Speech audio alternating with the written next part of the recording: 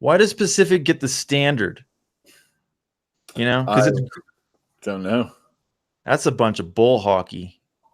That's what that is. Diablo, what's up, buddy? Yes, we are. Maybe. Diablo, what's up, buddy? Yo, you're not muted. Oops. All right, I'm muted. Nice. Fantinuum, what's going on, buddy? Oh, full house I can see. Good enough to get going. Let's move. Yeah. What's new with you, buddy? With me? Welcome to the show, everybody. That's what I want to say. The show. The show. Welcome to the show. Welcome to the show. Welcome to the show. It's a show we do about show. Yeah.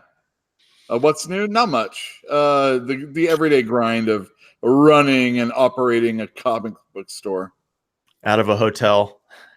Yeah, and I'm living in a hotel right now. Better than being homeless. Yeah, I don't want to complain too much about, I'm living in a hotel and having continental breakfast every morning. Yeah. Hey, do you remember how Richard Branson, the billionaire, described his difficult start in life? No. Okay, well, it's important to recall and remember that Richard Branson inherited a ton of money, but he puts out this story that he started Virgin by selling used records on the streets of London. Yeah, man, he was just selling records on the street. Just selling records. And that may be true, but he inherited millions, man. He's like little predecessor to Trumpy Trump, right? Yeah, well, it sounds very similar. I took a lot of risk with that $1 million that I had. You mean that $163 million that you had? Whatever. Yeah. I mean, inheriting $1 million is a life-changing amount of money. Undeniable. Yeah. Undeniable. Yeah. Unless you blow it, but that's still life-changing. It's hard to blow it. I mean, something you're going to purchase is going to be worth it. Yeah, it's probably true, Fantinuum, but he had the luxury of millions of dollars to fall back on and to advance his business if it started to go well, which most people don't have. Like a homeless guy selling records in Berkeley, he might make a couple of bucks, but if he has no millions of dollars to back up on, he's not going to form Virgin, right? He's not going to be sending tourists into space in 20, 30 years. Well, now, that's what he's doing now. I'm referring to big mess. I'm just going to stop. Yeah, very good. I'm just trying to say that I would like to have millions of dollars coming to me now. Now-ish would be good. Now-ish. And Lowell, you're not too proud to ask, right? To beg, right? I am too proud to beg. Oh, you are? Oh, yeah. For millions? I don't like to beg. That'd be the easiest begging I'd ever done. It's great. It's not white privilege, man. It's money privilege. It's money. It's money privilege. It's when I have to beg for $25. That's not good. You need $25, bro? I'll give you $25. Just remember, you don't need to beg. Just ask. Right? Sure. So, yeah. So what's new, Yule? I got to grab something. Yeah, no problem. Well, for anybody that doesn't know, I am living out of a hotel right now. My house is being renovated. We have floors getting put in and it's getting painted. And I'm going to come home to a whole new place that I haven't even, I don't even know what's being picked out for it. So it's all going to be new for me. But as of right now, I'm living out of a bag in a hotel room, and it's, even though I get, like I said, I get the continental breakfast every morning, and I get a pretty good night's sleep, and the hotels, it's nice, but it just is not the same as living at home. I feel for athletes. They have to fly and travel and then live in crummy hotels, and maybe they have better meals than I'm eating, but you're never at home, and it's just different when it's your own place. So it feels like being at a convention, which I've done plenty of conventions. So, I don't have a proper shave going right now. And, it's pretty tough. So those are my, and it's farther away from where I normally live. I don't live super close to the store, so like it's a little bit farther of a travel. That's what the big thing that's going on in my my life outside of this store. And also my dog has to stay with my brother because I can't be bringing it with me. So he's been put out having to take care of Gizmo. And then, of course, I don't have Gizmo. He's my support dog. He's supposed to be the one that got me over the other one. So him not being around for any length of time is I mean, he comes in for the store, the store, but it's still kind of rough. So those are my crazy days going on outside of the store. Yeah, that doesn't sound like fun living out of a hotel. It's cool. I have oh man, talk about a horrible thing. I was in the room on Sunday and we were getting ready to watch the season finale, the series finale of Game of Thrones. And the hotel, all of a sudden, it's like, we're not carrying this right now. So we had to watch it on the iPad. What a horrible screen for that. These are what we call first world problems. I know. I'm trying to make it sound really horrible, and I do realize it ain't that big a thing. Small screen. Can you believe it? Yeah, it's like I had to watch on my little screen, my little flat retina screen. Mm-hmm. Exactly. Yeah. Exactly. Pobrecita. So, without saying anything about this show, are you ever going to get around to watching it, Lewell? Game of Thrones? Yeah. I don't know. It's hard to say. I really want to read the books first. Right. If he dies tomorrow, yes, I'll read all the books that exist, and then I will watch the show. Now, just to let everybody know, Lewell is the person who got me to read Game of Thrones for the very first time. And you're not a fantasy reader back then. Well, I wasn't a fantasy reader. I don't know. What's the difference between reading like company books like TSR and then reading something like George R.R. Martin? I don't know. Honestly, I don't know. Those company books feel a little bit more PG-13. They're definitely for a younger audience. And Martin is definitely a hard R, if not more. Hard R. Let's leave him at R. I don't believe X belongs in books. Well, I'm sure there's plenty, No, I mean, just doesn't matter. You know what I'm saying? The number of people reading it attests to its quality. Mm-hmm. Well, anyway, as I was saying, so you got me into these books, and I read them. I've read every single one. So how many are there? 5, I think.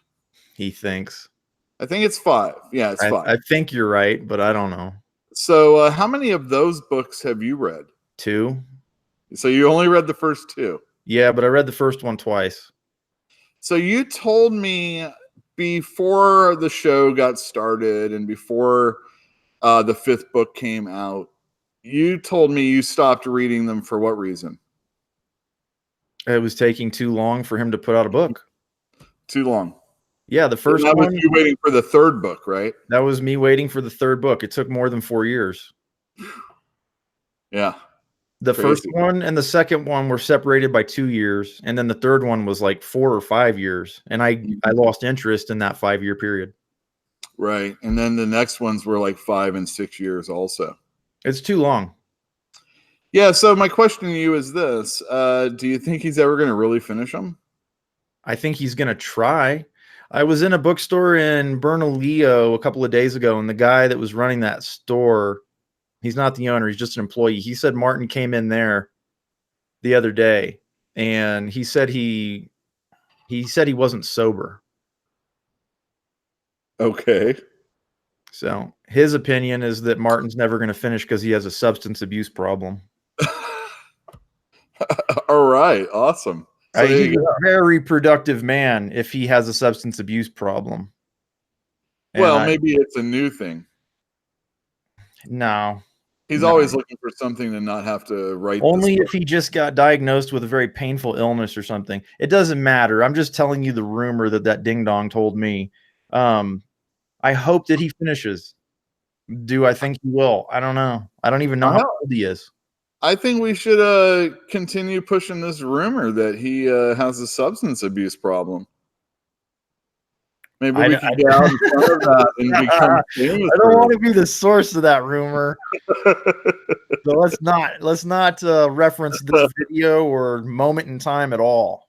Yeah, that's right. Maybe he just hurt his back and he had like too many Vicodin coursing through him. Well, he shouldn't have been driving. All right. So that's what happened also this week. Game of Thrones ended. Have you heard anything about it?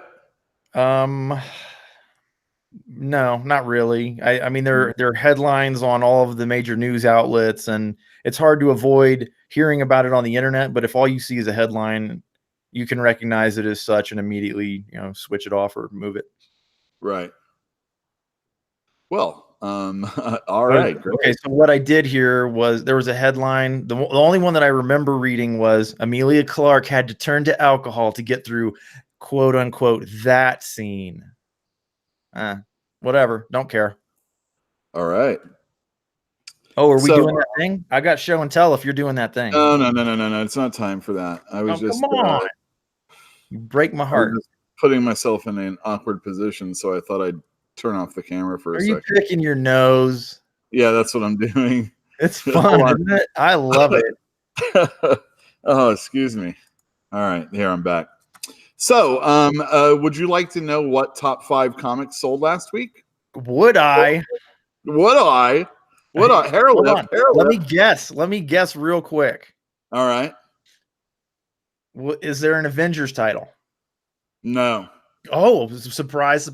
What about a Spider-Man title? There is a Spider-Man title. Any Batman? Yeah. And what about Jeff Lemire? God, very good.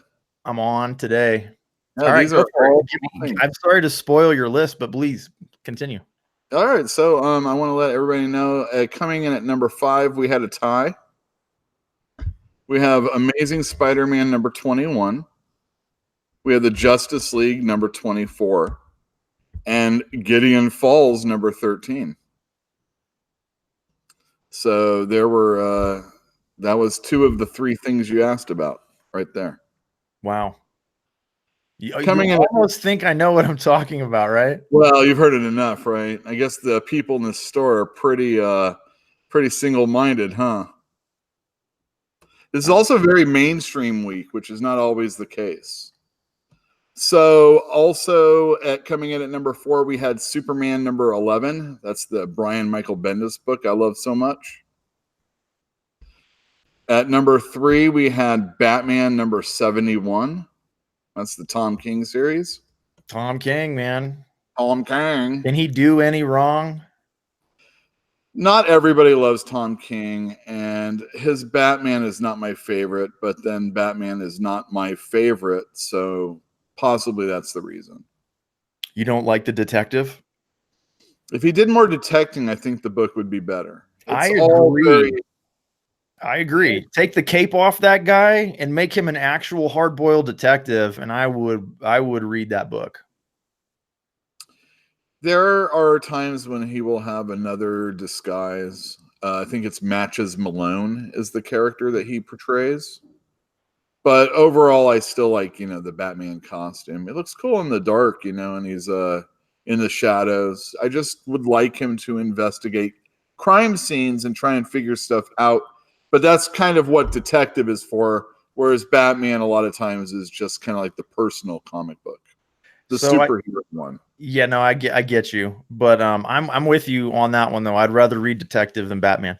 But Fantinuum had an Instagram post with a really, really nice scene on a rooftop where Batman. You said you liked the costume, and it reminded me of that Instagram post that he did where Batman's on the left of the roof, standing right on the edge. And then there's a whole group of people. Is that the book that sold well? I assume it was, yes. Fantinuum. What book was that? Never mind. Go on, buddy. He'll get there eventually. The runner-up book this week was Uncanny X-Men number 18. This is the one I've kind of turned the corner and actually have been enjoying the last few issues. I will talk about it in our reviews later on. Oh, good. coming in at the top spot, our number one book. It's amazing. It is a summer blockbuster event, if you will. It's War of the Realms, and this was issue number 4. Do you have a copy Of that one? Uh-huh. Sold out, baby. Good. That's what I like Yeah. to see. You should get a little handheld sign you can hold up that says sold out. Oh, like this? You mean Yep. I'd be like, Bam, sold out? sold All out. right, sold out. All right, from now on, we'll get on that right now. Sold out. Yeah. Batman 71, like Tom some King and Michael editing, Shannon. put it in there. Yeah. Thanks, Fantinuum. I'll make a little, it'll be a fan. So like it's hot, and I don't have the fans on, so you can whip out that paper fan and it was a sellout. Sellout. oh, because it's hot. I get it. That does make sense. It's warm. It's not hot, but it's warm. I've been drinking a little, so You don't need a fan when it's warm. You need a fan when it's hot. Yes, exactly. Yeah. But you're sitting right by the computer and everything. It's kind of anyhow. War of the Realms. It's been a pretty good series. I've enjoyed it, and it seems like most people have also. Good. I have a few customers that come in and get every single thing that's a tie-in. Really? Yeah, really. How many books is that? It's a lot. So it seems that all the Strike File books are one-shots, and then there's a few miniseries. But then Squirrel Girl is crossing over into the War of the Realms, as is Avengers, as is other books I can't remember right now. A lot. And so, or else there's miniseries, like I said.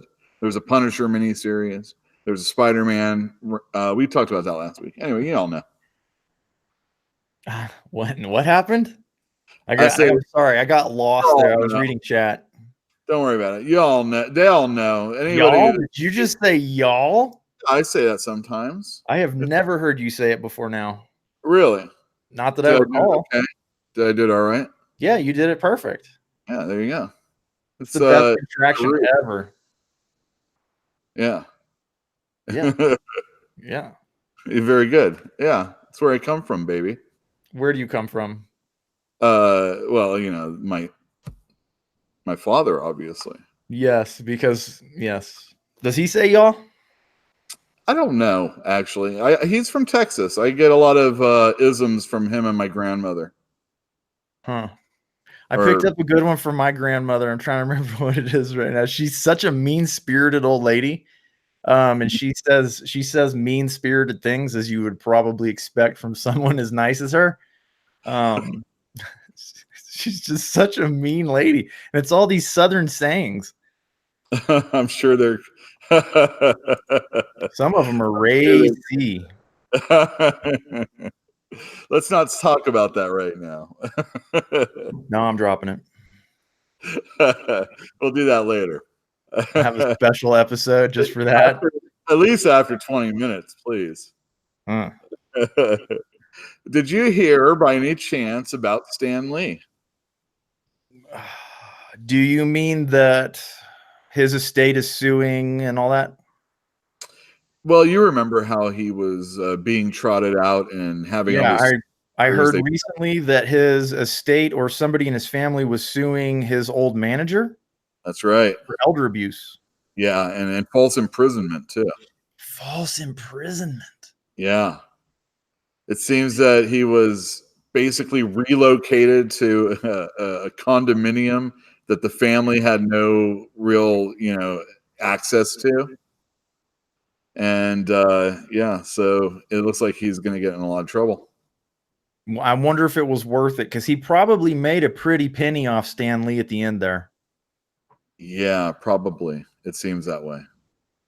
What I want to know is... No, I don't. Let's just wait and see how this all rolls out, because Stan Lee could have hated his family. I mean, we just don't know.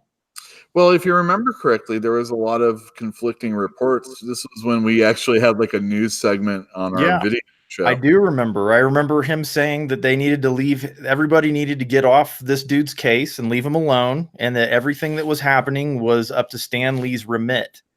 Right. And now we're hearing the opposite.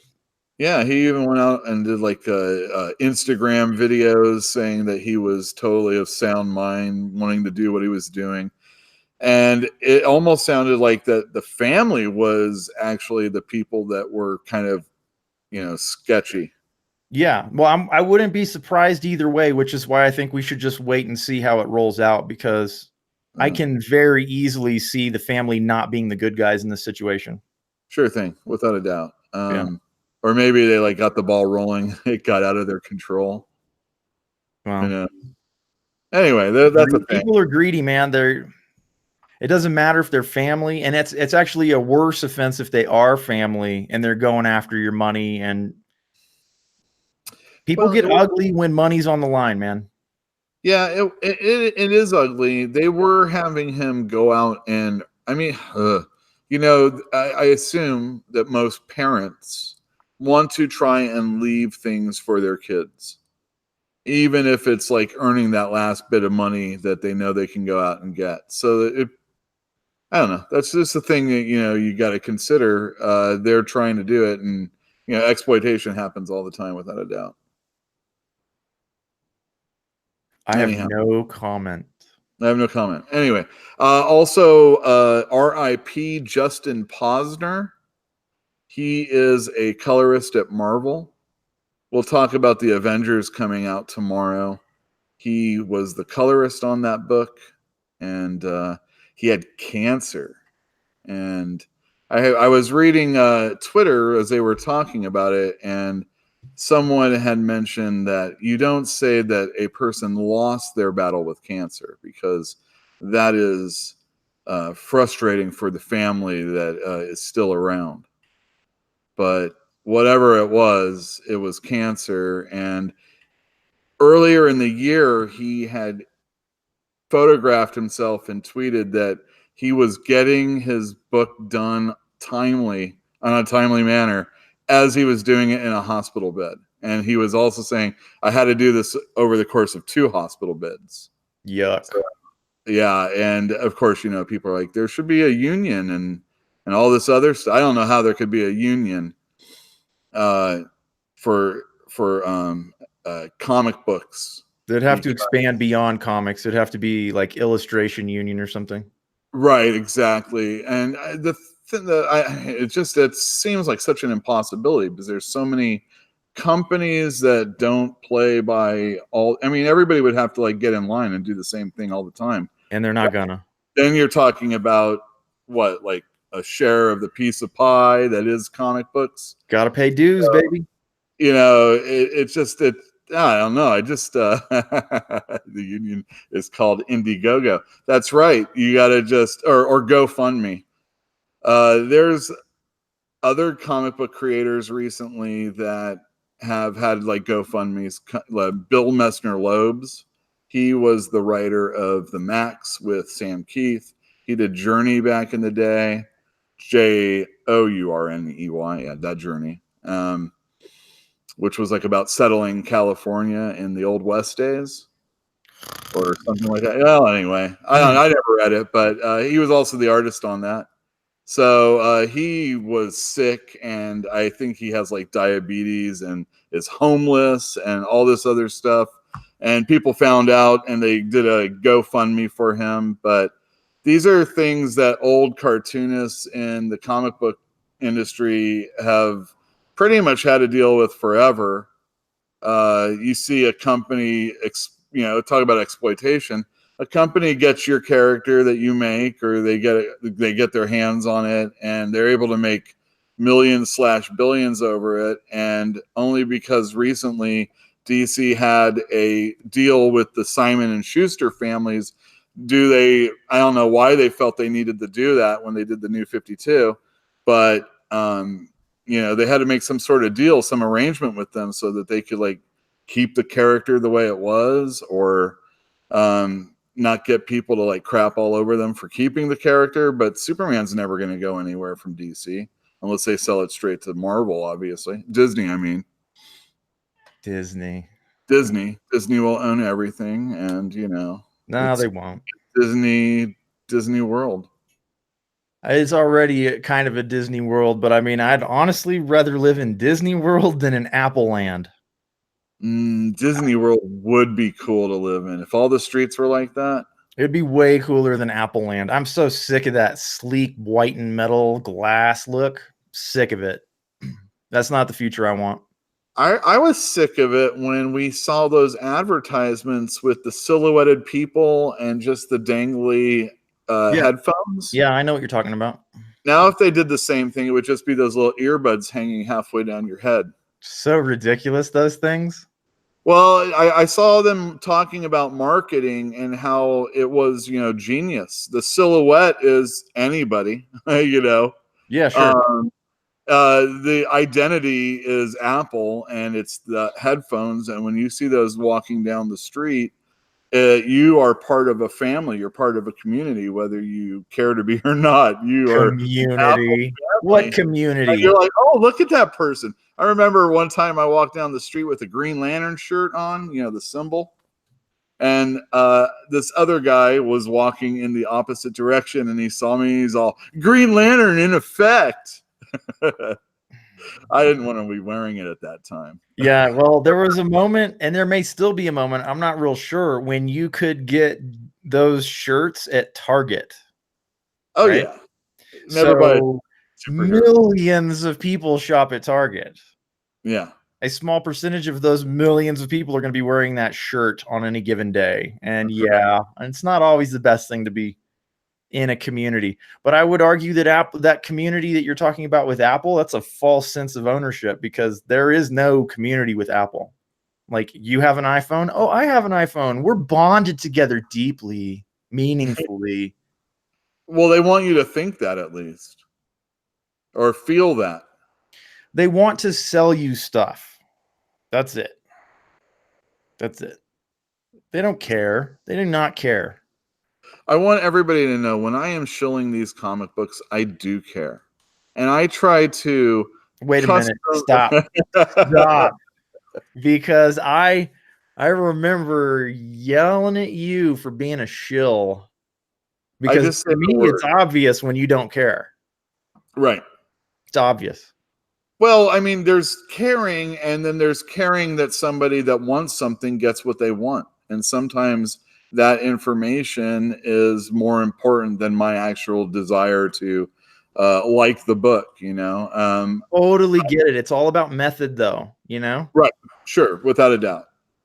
It was like that day when we had your brother on the show because he loves Robotech and you don't care. Who's going to sell Robotech better, you or your brother? My brother. Yeah, exactly. Oh. Yeah, without a doubt. Without a doubt. I mean, yeah, he'll sell it better. Doesn't mean I can't talk about it. I mean, I just would rather watch. You can talk about it. What you can't do is say stuff like, this is going to be a really great book, blah, blah, blah. My opinion is this and that, when you don't feel it, because that's the stuff. Those are the kinds of things that come across as false. Yeah, so that's the problem with reviews sometimes, as a person you're trying to sell books. I mean, the thing is that, you can, my dad said, there's always something you can say about a girl to compliment her. Same thing with the comic books, That's true, but that's why comic book stores probably shouldn't review comics. There's a conflict of interest, right? Yeah, well, not really. I've been still asked all my life, in the store, what I thought about something. And I have to, I've just got to become clean and tell you how I feel about it. But it doesn't, like I said, there's always something. I mean, I'm not going to talk about the lettering and say how stupendous it is, It's not that great. If the story isn't good or the art isn't good, but usually one or the other is okay. You can talk about it. You remember how I would always pester you at the end when you were talking about a book that was going to come out to tell me who would enjoy it, right? Sure. And that was precisely why. Yeah. All right. All right. So what's next? What are we doing? Why don't I get set up and you can tell us all that stuff you were going to talk about? Well, it's not a whole lot of stuff, but okay, go ahead and do that. Slowly, so that Yeah. I'll save the best for last. Last week or 2 weeks ago or 3 weeks ago, I don't remember. Bruja asked me what kind of comic books I read, and I gave her a flippant response to which I apologize, or for which I apologize, because I don't read a lot of comics anymore. So I figured I'd go through my comics and I would show you some of the stuff that I got when I was young that was very informative to my interest in comics. This book right here is, I don't think this ever finished. I've talked to Yule about this before, but it's black and white. And it's almost like John J. Muth. I'm not really sure who did the art. Doesn't matter. It was beautiful, though. Black and white days. And what was the name of that? I'm sorry? What was the name of that? Enchanter? Thank you. Hold on. Let's get that up again. Can you see it? Hold on a sec. Yeah, I can see it. I just wanted to. Yeah, there. That's pretty good. I like that. Do you recognize it? No, I'm not familiar with that at all. Is it? What kind of a book is that? It's a fantasy book. I'll show you some interior in just a minute. I don't like taking them out because I always end up breaking the tape. Yeah, it's a nice cover. Do that too. Here's the back cover. Zot. Oh, Zot? Yeah. It's on the back cover, yeah. But here, look at this. Look at this. Oh, that's nice. It is nice. I really like it.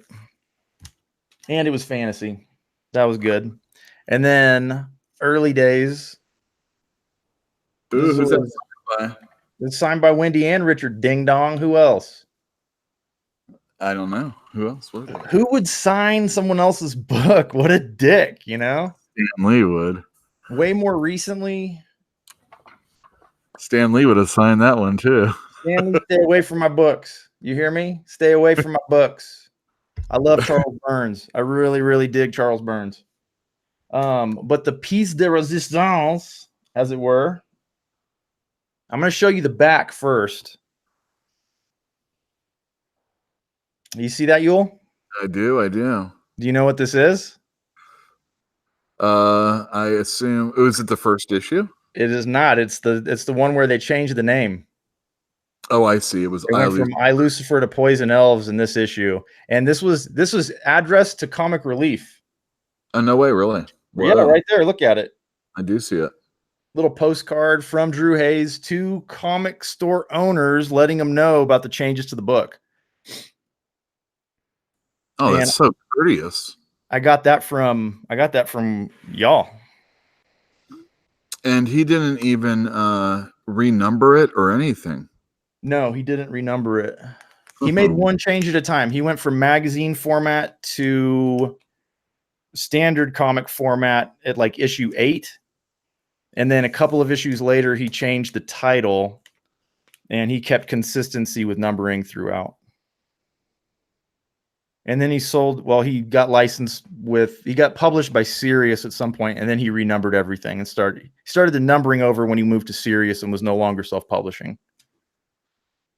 Drew Hayes, he died too.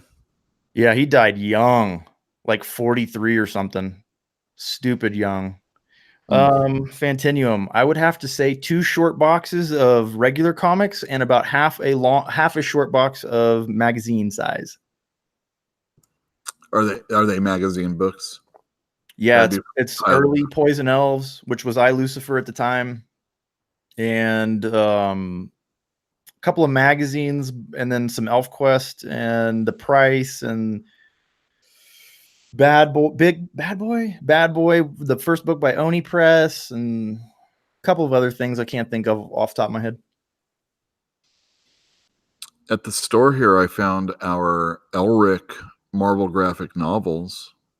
You know those, right? I do. Those are really nice. Yeah, P. Craig Russell. Good stuff. Yeah, they're really good looking. Really good looking stuff. Kind of like this book right here. That's a terrible transition, Yule. Everybody knows that I like Little Bird, right? I think so by now. Is that a better shot head on like that? Yeah, it looks great. Okay. Anyway, I don't have to be so ham-fisted about that. I was just joking. This is excellent. This is the third issue of 5. At the back of the book, there's a letters page, and the writer lets us know that this book is going to be collected in a hardcover, but that it will be more expensive than these issues that you see here. So these are $4 books. And they also said that they didn't have any plans to collect them in soft covers. So they wanted to make sure that the issue experience was different than the hardcover or the trade waiters that are out there.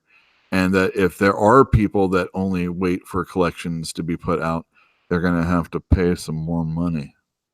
I appreciate that. I like the idea. We'll see if it's business sense that makes sense or makes the money. But as far as like making the comic book more valuable, or not valuable for money, but at least valuable for worth. A lot of times we're looking at an investment of time, energy, and money put into something, and we want to be rewarded for it. And a lot of times when you get those first volume image collections that are cheaper than the books that were coming out, you kind of feel a little robbed sometimes. And I appreciate this. I like the idea. And it's a really nice book. I like the art a lot. Everything goes south in this book, this issue. It's a perfect third issue. It's right where, it leaves you right on a cliffhanger. And basically the bad guys have the upper hand. The axe is taken out. Little bird at the end. I can't tell you, but it's, I don't know how we're going to be able to finish this series out and, off of this issue. So this is excellent. Kyle, also in the store, appreciates this book and put his name on it. So this is one you should be getting. I just got the second issue back in stock. Are you telling me this has the Kyle stamp of approval? Has the Kyle stamp of approval. You need to get one of those made, man. Pink. Like exactly. That. Exactly. It'll be burned in wax, and we'll put the seal on it right there. So not only do I like it, but so does Kyle. And this is a fun little series. I like it a lot. And I appreciate the effort that they're putting forth. And it's definitely one, and it's been selling very well in the store. I appreciate that also. Hey, so it's a pretty book, a good book is also, enjoyed by customers out there. That's really good feeling. Hey, Yule. Yes, sir. What exactly are they doing to differentiate the issues from the hardcover? Well, I guess, obviously there's a letters page. Big whoop. Big whoop. Well, the thing is it's nice to, man, I don't know. In back when I read comics all the time, I still read comics all the time. There were letters pages. And that's the thing I really liked about Saga, is that it has a letters page. And sometimes it feels like, because of social media, you have accessibility to the creators, and they don't always seem, you already have this access to them, so it kind of in a way makes them less special. When it's a person that you don't know if you're going to talk to, or the only thing you can do is write a letter into a comic book, or maybe go to a convention once a year and maybe see this person maybe every other year, or maybe every 5 years or something like that, then it feels more special. Again, it feels more earned. And I don't know, it just the connection is a little bit different. So right off the bat, the letters page is there. And don't forget, I like to think of the covers as little art pieces. And, you see a lot of times people will either get these CGC'd or put them in a sleeve. Some people put them in boxes, but other people put them on their walls. And it's neat. And even though you might have a book that will collect this cover in it, it's not something that can just be shown off.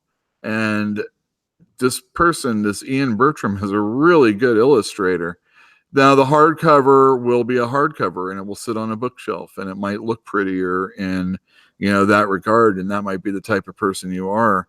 But if these are all $4 and there's 5 of them, what is that, 20?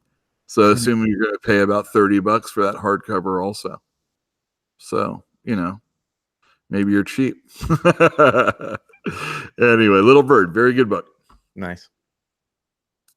I just read this when I came in, or before we got on, I should say. Uncanny X-Men. And I told you that Rosenberg has been starting to win me over on the Uncanny X-Men. But of course, we talked about Hickman taking over, in a couple months, and how the X-Men titles are going to be canceled. And he is going, and I guess, there's been this interview that's come out where he basically says, I told them I wanted them to cancel everything and I was going to do it and fix it, and everything will come out of what I set up. And Marvel said, okay. Wow, he's got that kind of pull, huh? Yeah, well, he's proven it. And there is, of course, speculation as Marvel sales kind of dip. I mean, their money that they make is still second to none in comic books, but their sales are not near as good as they used to be. Do you think a guy like Hickman makes enemies by making demands like that? Think about the people who are on those books right now that are about to get canceled. Don't cry for Rosenberg, though. He's going to be I'm not scripted. crying for Rosenberg. I'm asking you if he's the murdering type. Man, he is so good that if I was going to take offense that I got kicked off a book, at least I could say, hey, I got kicked off for Hickman. You don't want an uglier guy. I got kicked off for Brian Michael Bendis. Exactly. That was a slight. When Tomasi and Gleason were taken off their Superman book, that to me was a slight. Touche. The thing is that his sales aren't any better than theirs. And they were doing such great stuff, and the fans already enjoyed it, that all Bendis came. Dude, Bendis is a guy, you put the Mona Lisa on your Etch-a-Sketch, and he comes in and he shakes it up. And he's such a dick. Anyway, I don't think that's how people will take the Hickman thing. It does make potentially future issues of this Uncanny X-Men run feel a little watered down or not as important, because that's unfortunate. Having said that, this is possibly one of the most depressing issues of a comic book I've ever read. Why? Everybody wants to quit. Everybody wants to leave. They get in this fight with people that aren't responsible. And then Jono burns these people alive. And, oh man, I came out of this issue so depressed and so not looking forward to the rest of the issues going forward. There's an honest review right there. It didn't even look that great. There were elements of it I liked. There were more mutant deaths in this issue. It's like Rosenberg's going and he's like, his job is just to kill everybody off. Well, okay, so that may be a thing. Like, is he trying to conform the X-Men title that he's working on right now to match what Hickman's planning for the future? Is he building to something that Hickman's creating? I don't know. He might know that, like, let's say Hickman is going to, do something. And by doing these things, I have no idea. All I know is that people behind the scenes are saying that if I could have told you 3 months ago what I heard about what he plans to do, it would have been the greatest, blah, blah, blah. It's just amazing. And then I'm thinking, well, 3 months ago, you started this X-Men series. Why did you even bother in the first place? You had X-Men Gold. You had X-Men Blue. You could have just kept that thing going on. And then, we could have Hickman come and do something. But instead, they did that I know I harp on it a lot. They did that weekly. and they push this to, they want you to read this, but they knew that they had in their back pocket something that they were really going to do, and rather than set things up for that, or I don't know, they just made us think that this was going to be like the important X-Men, and unless you knew what was going on behind the scenes, it just really wasn't. That's kind of a bummer, because like the last few issues have been good, but maybe with like the news and then reading this kind of story, it's a bummer. That's what I'm saying. It's a bummer. Okay. That's All right. exciting. I like that. I want you to know that it's because of this issue that I tweeted to Matt Kent this week. Good. I'm glad. I think that anytime you love somebody that much, you should let them know. Yeah, I did. I'll let him know. I just asked him a question, really. It wasn't so sycophantic. That's fine. You don't have to be an asshole. Well, I wasn't that either. This issue is of Black Badge number 9. We only got this a couple weeks ago, and then we got this the next week, which is number 10. Yeah, I'm gonna do a double review. Those are two vastly different covers too. Yeah, they're cool. So in this issue, number 9, the Black Badges are in an island, like a different setting altogether, and they don't know how they got there. There's also interspersed black what do I want to say, flashbacks. Anyway, they don't know where they are, and they're trying to figure everything out. And then we get to and so that's what led me to want to talk to Matt Kent and ask him the question about whether or not he was a Prisoner fan. Hey, look at that cover. Yeah. Do you see the skull? Where am I looking? Upside down in the reflection in the water. Oh, that's cool. So at the end of issue number 8, one of their members dies, the Black Badge. He was like being interrogated, and he wasn't really giving up too much information, and then he was killed at the end. And that sucks. These guys are in a situation where they don't know anything. They don't know why they're there. And they don't so what you find out is they've been drugged, and they try to escape. It does sound like The Prisoner. It does. It sounds exactly like The Prisoner. So I asked him, are you a fan of The Prisoner? And he says, haha, that's putting it lightly. He said he has the jacket and everything from his visit to Wales. Awesome. Yeah, exactly. And so, and Wales is where they make Wales. Island is basically that little village that they live in on The Prisoner. And for those of you that don't know The Prisoner, it's a British television show from the 60s. It's really trippy. It's all about a secret agent that quits. He just quits one day. And the people up on charge are like, hey, why did he quit? Let's find out. And what they do with ex-operatives is they steal them away to this island, and they basically do these mind F scenarios to try and get them to spill the beans. So that's what's going on in Black Badge right now. This is such an awesome series. If you're not reading this, you should be. This is so much fun. We'll come back to this a little bit later. This issue is kind of an old Black Badge team, and we see some of the things that they had to go through. And then it gives us a lot of information about some of the people that are higher up to the characters that we follow these days. Anyway, Black Badge 9 and 10, I have them in the store. They're excellent. You should be reading this book. See, now, Little Bird, I sell very well. Black Badge, I do not sell very well. I sell out of Black Badge, which is wonderful, but this book is so good. This should easily be like, it should at least be in the running for top 5 every week it comes out, but it's not. But this is my last review for a comic this week, so Black Badge, pick it up. Nice. Yeah. So there you go. What is that? That is Avengers. These are comics that are coming out tomorrow. I'm not gonna get to. There's not a lot, but there are some very good things.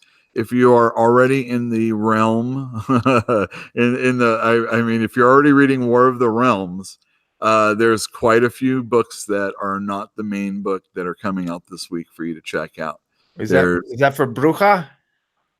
well, I'm sure they're gonna want this book for sure. He's talking to you. What's the question? No. Don't worry about it. Okay, very I'm good. talking to Bruja. Yeah. Oh, okay. Excellent. So, Avengers, the last issue actually didn't have the Avengers in it. What we had were Agent Coulson's Squadron Supreme of America, and we saw what they were doing during the War of the Realms, and it was pretty good, a good issue. It was a nice little character study and the villains that are going to be going up against our team in the future. So it's also nice when you get to see them interacting with something that's going on in the Avengers. So I told you that Justin Posner is a colorist and he died recently over the weekend. This is one of the books that he works on, and I think he's been doing a really good job. So it's sad. Ed McGuinness is back on this issue. I like him a lot. Gorilla Man's in this one. He's been hanging out at the Celestial that the Avengers live in, They and live in a body.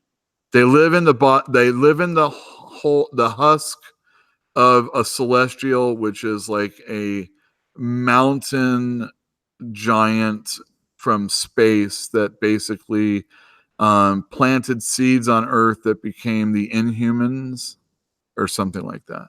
Do they eat the walls? Do they eat the walls? Yeah, like when they're hungry, do they nibble on the walls? This isn't James and the Giant Peach. Okay. So I'm just thinking how you could possibly live inside of a dead body and not eat it. Well, they're kind of like exactly. They're kind of like metal, I don't know if they're really bodies or anything like that. Tomatoes, my friend. Anyway, that's the Celestial right there. You see that thing, that big old creature in the mountain. Yeah, I see it. I'm hungry now. Oh my. Anyhow. Remember how I told you that Black Badge came 2 weeks late? Yeah, I recall that. Well, this came a month late. Year one. This was part of the books that were supposed to come in that Wednesday that actually came in that Friday. Yeah. This wasn't in it. So, What? Fantinuum, I got it right here.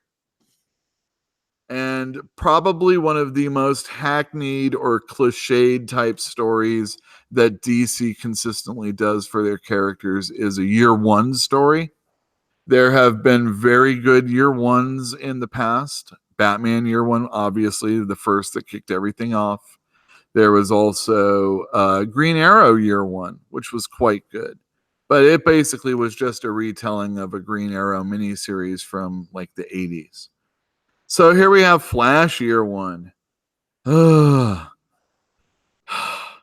assume that the history of the Flash is going to be the same. He's going to be in a room full of chemicals when a lightning bolt hits outside and they all splash on top of him and he becomes the Flash. Yeah, but this guy, he's wearing knee pads and elbow pad. What is he in roller derby? Well, this is his first year being the Flash. So, of course, he has no concept of what he needs to wear to protect him.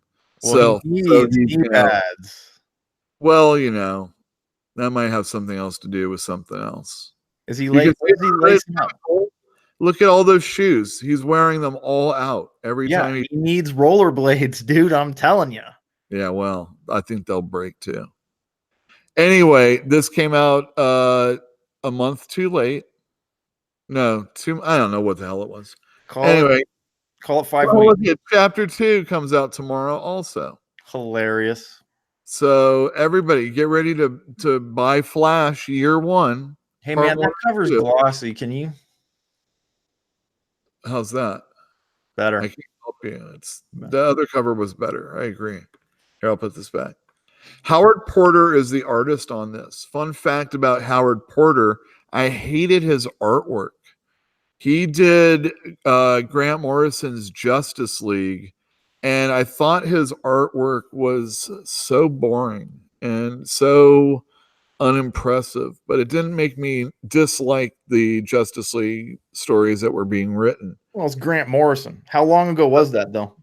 This was in the late 90s, I do believe, mid to late 90s. So he's had Howard, 20 years to practice drawing. yeah, he did. He never got better, but what happened was he got sick. And I don't know exactly what it was, but he had to learn to use his other hand. He had to relearn how to draw with his opposite hand, his offhand. So And he had a brain injury, like a stroke or something. dude, it doesn't, I mean, yeah, he is so much better now. I mean, techniques in the in digital coloring and stuff like that. I swear, if I wish I had a Justice League right now to show you the difference. But his panel layout's better. He's just doing really excellent work, and it's like a real testament to he didn't get better until he got damaged, but head trauma. it didn't stop him, which is really awesome, and it pays off. He's even better now. So hey, can you open that up again? Does that, in your opinion, look a little bit like Dalrymple?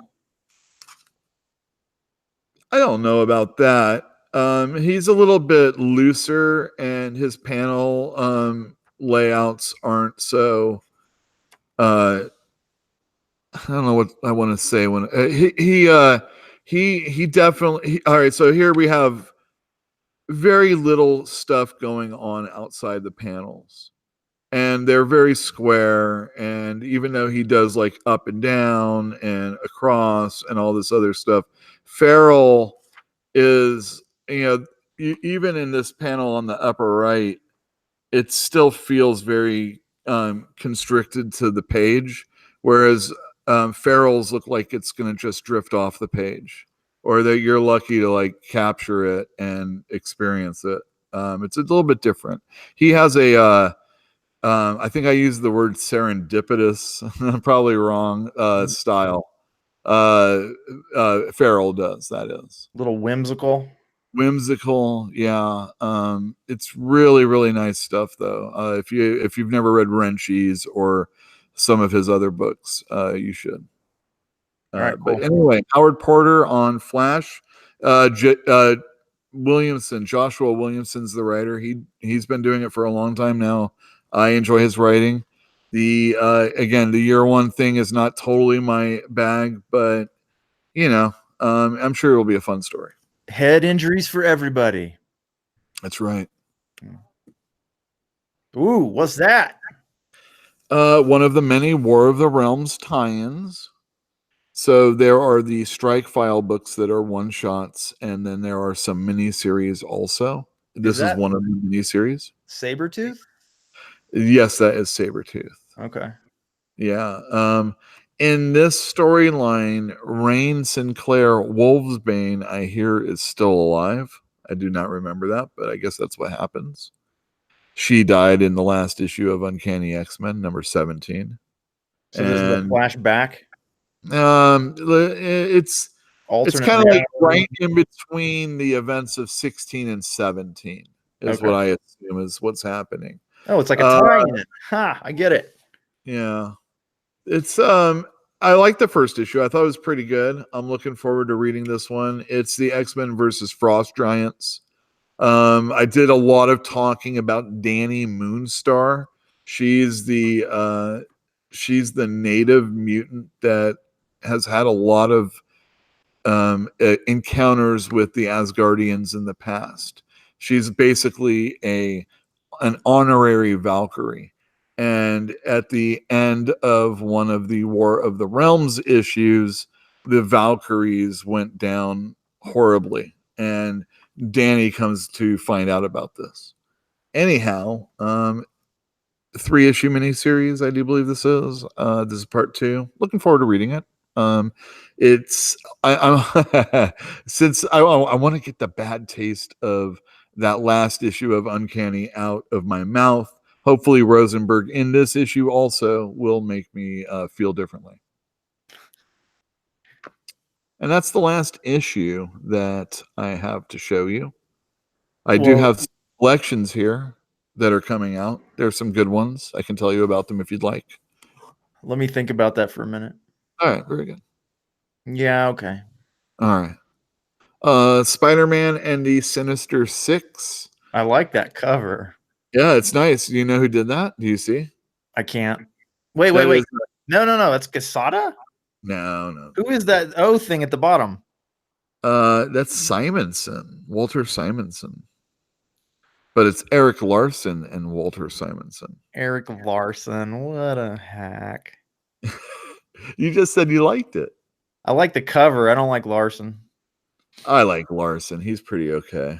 He's Because the not. Hulk's not good enough. Huh? You got to put a fin on him. He never got that gig like he wanted. What a baby. Well, the Savage Dragon was his child imagination that was that stemmed from the Hulk, his enjoyment of the Hulk. So You he don't wasn't able say. to I could never tell. yeah, well, I think he just did the cover, Walter Simonson, because he's not getting any publicity on this one. So the Sinister Six were formed in the first annual of Amazing Spider-Man way back in 60, I don't know, 4, 5, something like that. And it was just another issue that came out that year, written by Stan Lee, drawn by Steve Ditko. And it basically got all of Spider-Man's main villains together and they fought him in that annual. And it's a big deal. It's the first time that happened. And they're called the Sinister Six. And so that is in this issue. So you get really wonderful Steve Ditko artwork. You get a lot of words written by Stan Lee explaining the pictures that are on the page. TLDR. Exactly. And then you get a bunch of, awesome fights with Spider-Man. You also get a really fun 6-part Sinister Six issue or storyline from Amazing Spider-Man post Todd McFarlane, which means Eric Larson did the artwork and was kind of doing a little bit of a Todd McFarlane. But this is a really fun story. It's classic. Probably one of the last good Spider-Man stories until we get to, pre Maximum Carnage and stuff like that. So this is kind of like some of the best last Spider-Man during that time. There have since been good Spider-Man stories, but they're going to be a long time coming after this. It's written by David Michelini, and this one's good. I recommend it. Nice. And these are collections, you said? These are collections. This will run you $19.99.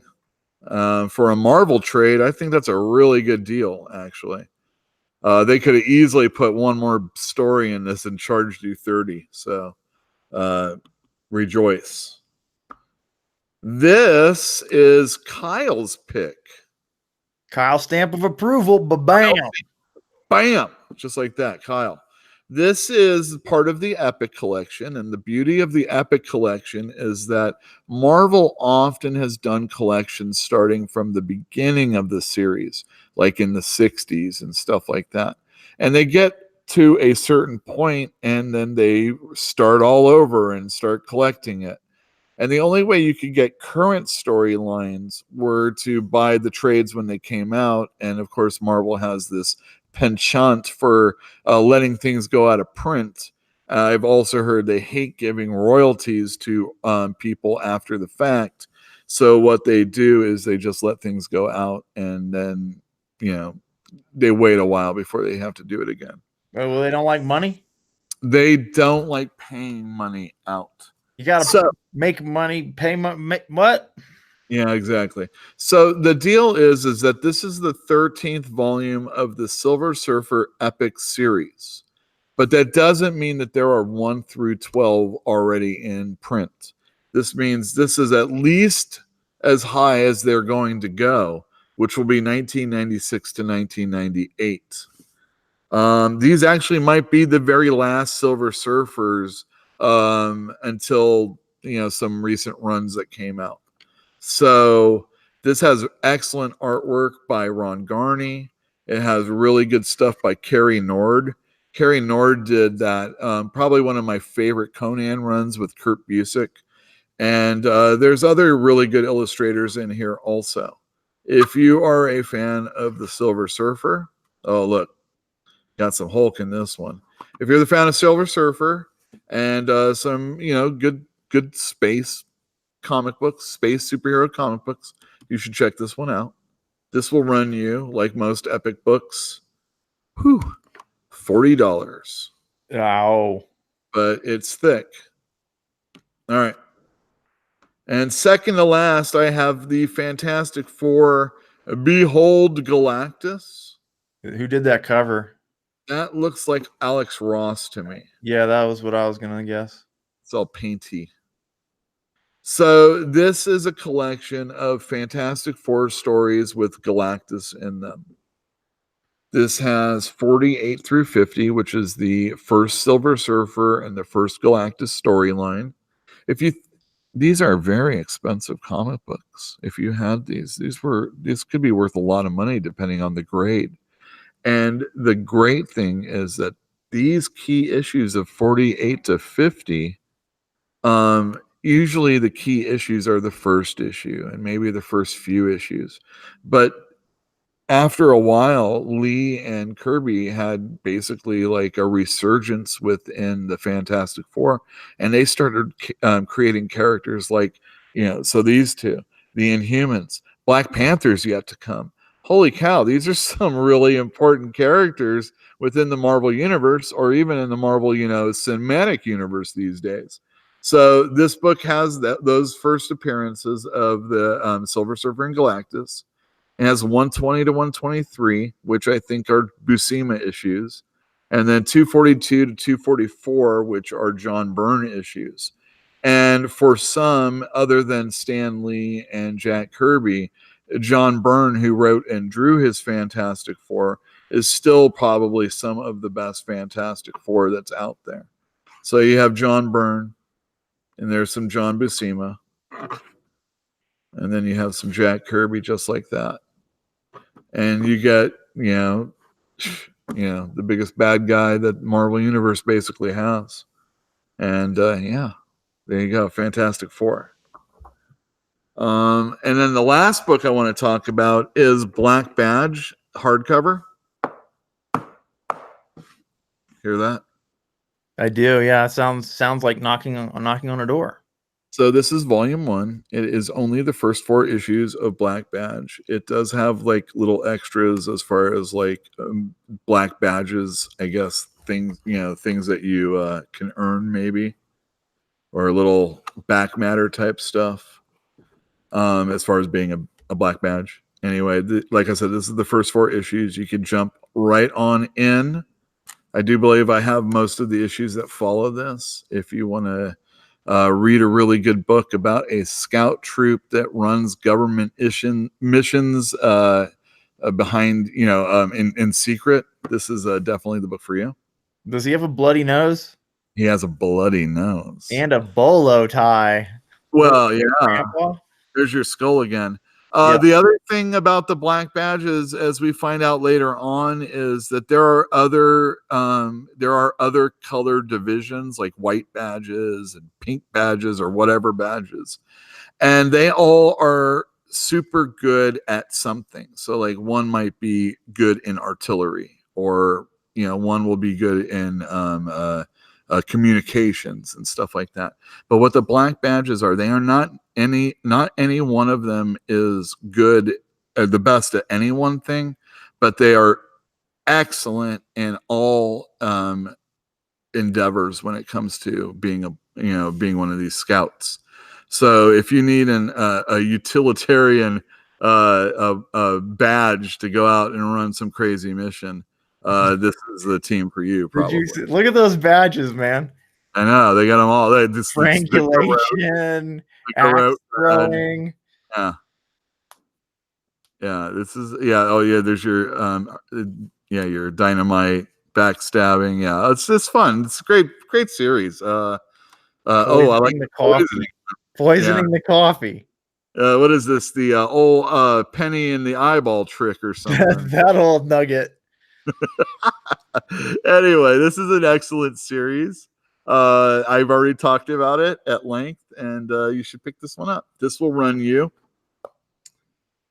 $30 for 4 issues. Those 4 issues were. This is an example of something being more expensive than the issues. Yeah, it sure is. Yeah, but this looks nice on a bookshelf. Let me get you that spine. Boom. I Yeah. can do without that boom, to be completely frank. Yeah, it's their company. What are you gonna do? Do all of the hardbacks that they publish have that big boom on the top? Probably. They better. Yeah. So I have a couple toys also. I want to show you these. You know how I feel about toys. Can you see that? Spider-Man. No, it's Captain Marvel. Spider-Man. She has the mohawk and the mask and everything. I can't see the mohawk. And it's in there, trust me. There's a lot of glare, man. Yeah, well, that's what you got. How's this for glare? Let me get my other picture up. We got a set of pins. Get a flashlight on that. Stop it. It's Hellboy. See? Literally can't see anything. You can't see Hellboy? I see him right there. Oh, sorry. See that frog? No. Oh, well. Trust me, it's there. Oh, that's probably better. That is a little better. I still don't see the definition, though. And then I have this here. Captain Marvel pin. Oh, come closer. Come closer. You have to say something. Oh, I'm sorry. So there you go. Captain Marvel pin, huh? Yeah. I know I have at least a few customers that are going to want this. That would look really good on my Harry Potter cape. Very good. Harry Potter. So there you go. That's some of the stuff that's coming out tomorrow. That is exciting. So I have a question for you, though. Has Dark Horse yet made available back issues or trades of the Umbrella Academy? I was a week or two ago. I was on Twitter and I told somebody that no, those books are not in print and have not been in print since before the television series started, and they are still not in print. Somebody dropped $1 million ball. I wouldn't say $1 million, but they didn't capitalize on getting that out there for everybody. It was definitely at least $1 million they lost. I couldn't say that. I mean, if they're depending on just comic book stores for that, I don't know. No, they don't have to by any means. They'll sell that at Barnes and Noble. Yeah, that's true. And the thing is that I would not just go to Diamond to try and get that book. I have other distributors that are out there, and they don't have them either. So it's not like, I'm not. I want the book. I want the book as bad as possible. I've had orders in. We thought we weren't going to get them, and then a couple weeks later, they actually came in. So we were lucky. I bought some from the public. We were lucky, and now I don't have any, and I'm just like any other place that was never able, other than the store that wasn't ever able to sell them in the first place. But what I do then is I let them know, the customer that comes in, that Gerard Way also writes Young Animal books for DC, which is Doom Patrol. Doom Patrol's great, and if you like that, you might enjoy the books that Gerard Way models his Doom Patrols after, which are the Grant Morrison ones. And, you know, if I can get people to buy the Grant Morrison ones, I got my hooks in them. Especially if they like that stuff. You know, hopefully they would. Anyhow, so Doom Patrol is coming back, by the way. Gerard Way is bringing Young Animals back for a round 2. And Doom Patrol is going to be a series. And I do believe his brother, Mikey Way is what I think his name is. Mikey Way. And he's going to be writing a comic book for the Young Animal series or line also. It was such a flop last time. I almost like feel like, why would you even bother? But they must have some sort of agreement to if we're going to get the great Gerard Way to write our comics, we have, you know, we're talking about Hickman and how he can demand Marvel do something like cancel all their X-Men titles. All the Marvel X-Men titles have been shite for like 5 or 7 years now. And they really haven't even put too much effort in them. But here's Gerard Way. I mean, he's a musician who did Umbrella Academy. But even before it was, I mean, it's been optioned to be something for a long time now. This Netflix series is not the first rodeo for it to, you know, want to be produced and be something. There have been other things like that, like Joe Hill's Lock and Key. That's gone through like a bunch of different places, and they still haven't been able to get that done yet. I think it finally will be, but it's you know, it takes a long time for these things to get made. It just you know, it doesn't happen overnight. And anyhow, Gerard Way is you know, he's this musician, and you know, he wrote Umbrella Academy. He wrote 2 Umbrella Academies. He wrote one other book for Boom, I do believe it was. Maybe it was Dark Horse. And that's pretty much it. And DC's like, yeah, we'll give you an imprint. No problem. We're and it's not like it's a new group. I mean, their fans are older now. They're not just like little kids or anything anymore. So it's not like Gerard Way is the new hot thing or anything. He's like probably a 40 or 45-year-old man now, probably. And, you know, I'm probably not. He's probably 40, you know, 35. What's the name of his band? I don't know. I'm sure somebody knows in the chat. Irrelevant. Irrelevant. That is the name of the group. They're not the Coheed and Cambria group. Oh, I can't remember. It does. Oh, My Chemical Romance. Yeah. See that. I could not tell you anything that is My Chemical Romance as far as like music is concerned. Me either. And that was I'm the proper generation for that music. And I like to think I still hear some new stuff and enjoy new music, but I don't know. I don't know My Chemical Romance. I mean, My Chemical Romance, am I wrong? Isn't that like 12 years ago? Oh, I think it's further back than that now. Yeah, I was trying to be nice. So, yeah, I mean, it's like this. I mean, I can understand why he wants another career, you know, because who wants to go out and perform? I mean, I told you about living in this hotel. I mean, it's not that great. Oh, trust me, I know. Yeah, you know. So I'm sure that he probably has a tour bus, but that still can't be the greatest thing in the world. Even if you think he has a tour bus? He just lives out of his tour bus still? I don't think he lives out of it, but when they do go and do something of a tour like nature, there's probably a bus involved. I hope that he likes it. He probably doesn't like it so much that he doesn't want to write comic books more. Who knows, man? Who knows? Some people are just polymaths. They'll do all sorts of good stuff. Well, you know, the one thing I'll say about Gerard Way is that, like I said, he really respects the source material of Grant Morrison, and I hate to say that he's trying to do his best Grant Morrison, but Is that really a crime? No, it's not. It's funny when, excuse me, I'm going to cough. When Rachel Pollack took over for Grant Morrison back in the day, it felt like she was trying really hard. It was the difference between like David Lynch and Oliver Stone to me.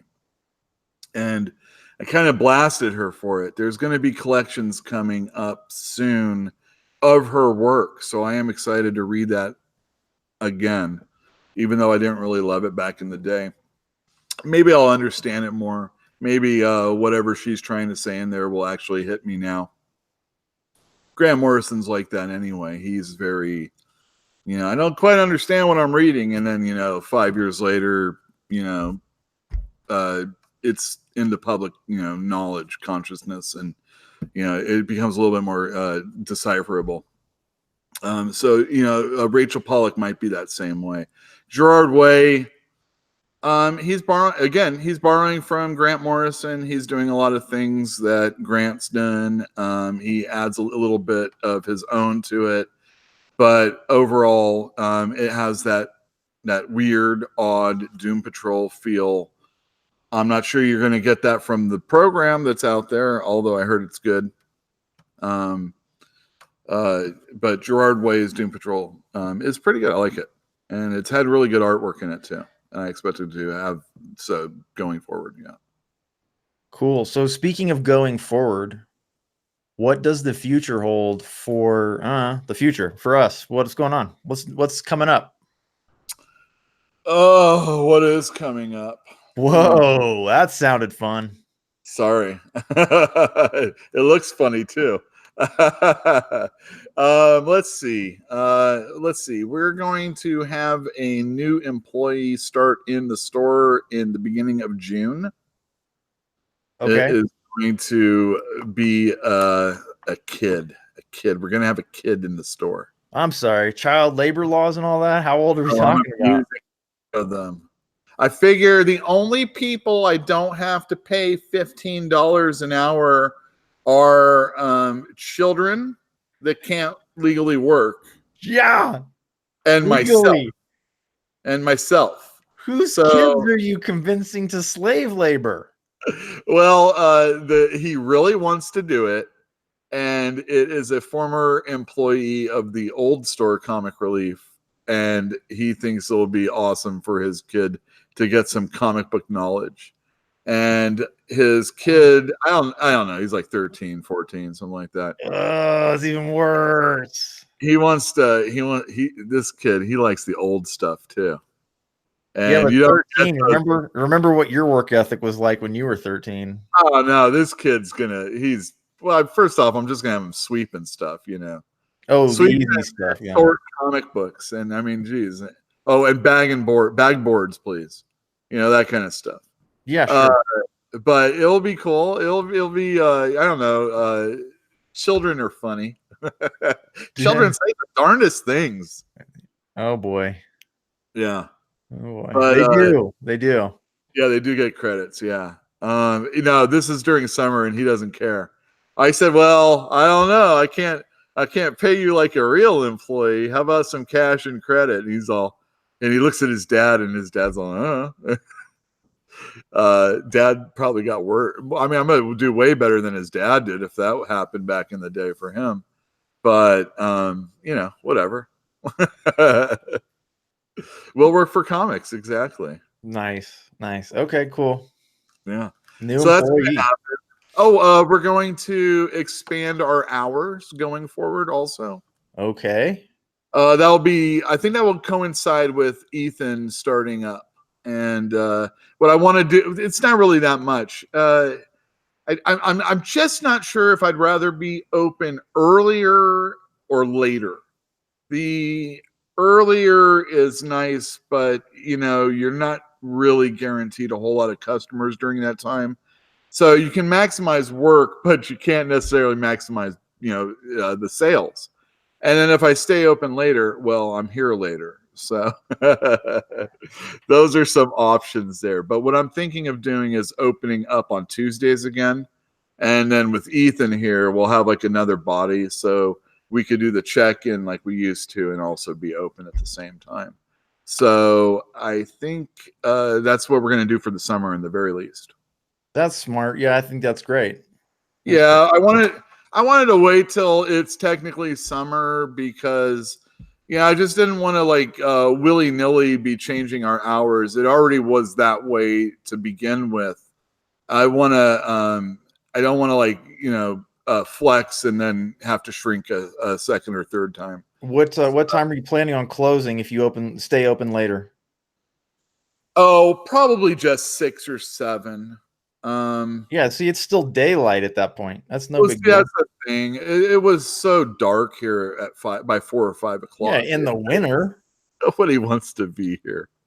in the rain and in the wind. No, it's dark and gross. No. Oh, yeah. Who No, knows who you're going to run into? summertime, very different story. Right. Yeah. I mean, it's nice. Yeah. There's a reason everybody in the world wants to live there. Everybody in the world? More people want to live there than can live there. Yeah. Well, yeah. Don't do it. It's not worth it. We still haven't had the big one yet. No, that's true. And when you do, holy smokes, that's gonna be a mess. They're gonna LA's gonna be worse though. That one. Sorry, Corey. You'll be fine. Corey lives in this apartment that's like on a rock.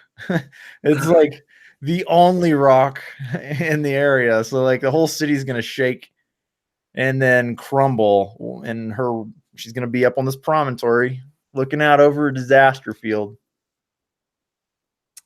I experienced the Northridge quake, and I had never really felt weird about earthquakes, and that one really messed up my equilibrium quite a bit.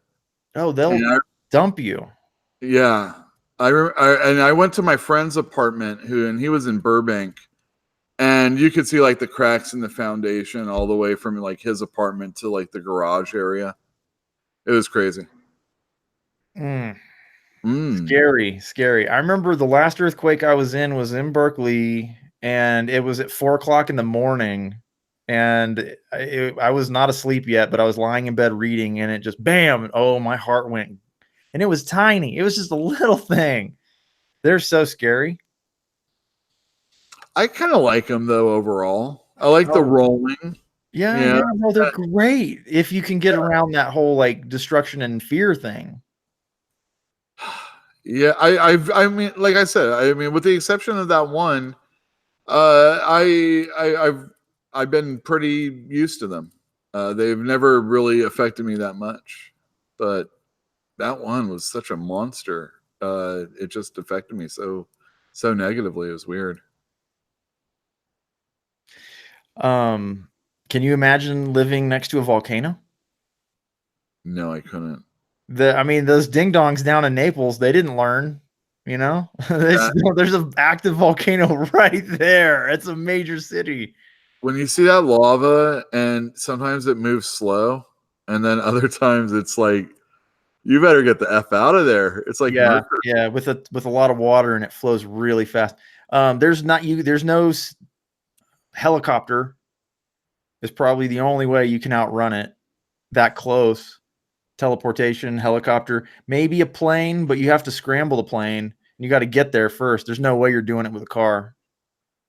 I want to second the sinkholes thing.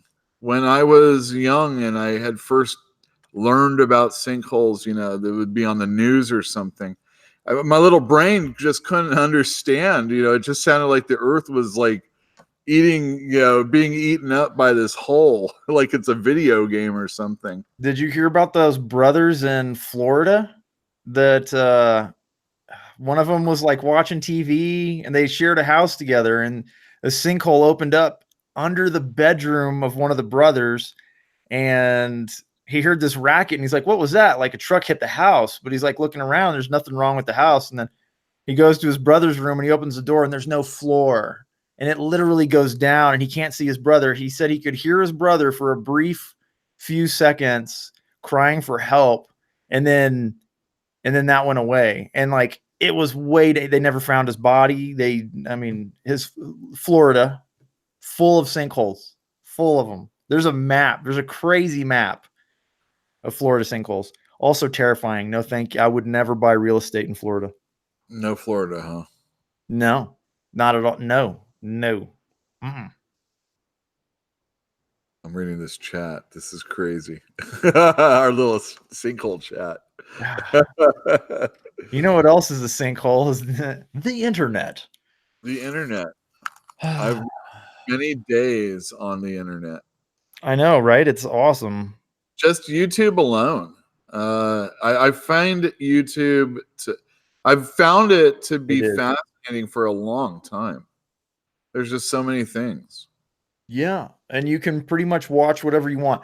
I think the only problem with YouTube is you don't get a lot of really high quality fictional narratives. You know what I mean? It's What do not you like mean? Netflix where you can watch a TV show. There are not a lot of people making TV shows and putting them up on YouTube for free. Yeah, there's man, it's hard to continually keep on doing things like that. If you have a format that you can adhere to, it's it just depends on what you're calling a program. There's plenty of people that do cooking things that are out That's there. not fiction. Oh well, all right. I want a TV show. I want a TV show. Yeah, I see. I watch a ton of documentaries, how-to videos, interesting factoid videos, stuff on physics, whatever, but you do not get a lot of fictional narratives that haven't already been produced for television and then are copied online. The man, it's hard because you have to eventually start being able to show some sort of profit, and when you're working on YouTube, because of the whole algorithm, and oh yeah, hit like, everybody. Yeah, because of the algorithm and all that other stuff, you might not get, I don't know, you just don't get your views the way you need to. There have been animations, and they have to put so much effort into just a short amount of time that since it's not long enough to get watched, it doesn't hit that mark, so they don't make their money, or the money that other people would, even though they're getting like a million hits. It's not something that an advertiser can put their product onto. I'm kind of talking out of my ass a little bit. It's just You are. Oh, I might be like mixing it up, but these are all things that I've heard as far as like that is concerned. And then you gotta just think, like, if you're doing any kind of long form or any kind of narrative or fiction or whatever, you got to get people to do it, and eventually that's going to start costing money. And from what I understand, a lot of the not the big YouTubers, not the PewDiePies and those guys, but the people who are getting ad revenue from YouTube but can't afford to make a living at it, they rely almost exclusively on other forms of income, like merchandise and commercials that they'll do for other people and stuff like that. Oh yeah, that makes sense. So I've seen. All right, so if I'm looking for fiction, the only thing that I've really seen were there are like I'm going to call them troops that produce videos, and it's usually of like a D&D nature. Yeah, I know exactly what you're talking about. Those are very funny. Yeah, they are, and I mean, it's kind of like, oh, this is my bard, or something like that. Yeah, and you D&D get skits. Characters. Yeah, exactly. That's pretty much really the only thing I've really seen out there. There's a fair bit of animation too. Yeah, it's an animation, and animation is the thing, and that's where it's really hard, with the views and stuff like that. And it just takes forever to put that stuff out. It does. I imagine it does. But you also hear about Machinima like going bankrupt, and they were kind of like a publisher of a bunch of other people's work, and then they're going bankrupt, probably for mismanagement, though. There's a few of those that are out there. I can't remember the different names because I don't know. I never really paid attention too much, but there's a lot of people that would have Actually, I think it was. Sorry, I'm going to talk about Philip DeFranco for a second. I was just watching his show from yesterday, I think it was, and he was talking about how I don't know, someone's bitching about how they weren't being given any money from the company that they were putting their material out for, and of course they're saying that they own this and that he's made his name because of us and all this other stuff, so it's probably going to get all legal and. That Who was it? Because this is a great story, but who are we talking about? Oh my gosh, I don't know. If I just look, I could tell you. Yeah, go ahead and just look, and I'll wind down the episode because it's about that time. Sorry, you did get treats. What is this? Wait, this is Eugene. He wants you to know that he wants me to eat this crap in front of you. What is that? Show it closer. I can't read it. You gotta get to the camera, dude. There you go. There you go. There you go. There you go. Oh, it's FaZe Clan. Never heard of it.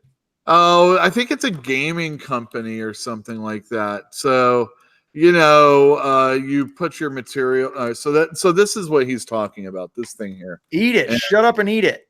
All right. All right. So there you go. Well, I can't. You got to say something while I. What? It can't be me because it'll stay on me. It's a Russian. And you can see there's a Russian kid on He's obviously Russian. You can tell by the sideways backwards hat. It's a cookie with a milk taste. It definitely has a milk taste. I don't like this at all. This is It's cookie mukbang, not bukkake. You guys over there. This is dry AF. That's what I'm going to say.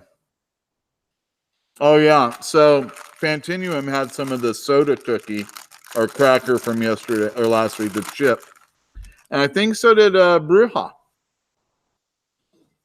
And if I remember correctly, they didn't like those either, right? No, it's not good. I just wanted to make sure it wasn't mind-blowingly good? Mind-blowingly bad? Or maybe like I don't know, it has an aftertaste. It's really horrible. Yeah. So there you go. Thank you. Awesome. Thank you, Eugene. That's awesome. I mean, that's one of my favorite parts of this show, actually. This is what we've come to. It is. It's crazy American mukbang. Oh, okay. Bruja was okay with the cola chips. Ew. No, I couldn't do it, man. That's just doesn't sound right. Hey, Jill's in the chat, everybody. That's my girlfriend. Woo! Jill's been here for a while, buddy. I see that. She said hi, and you were just like, whatever, I'm talking about comic books. This is important. Jill, shut up.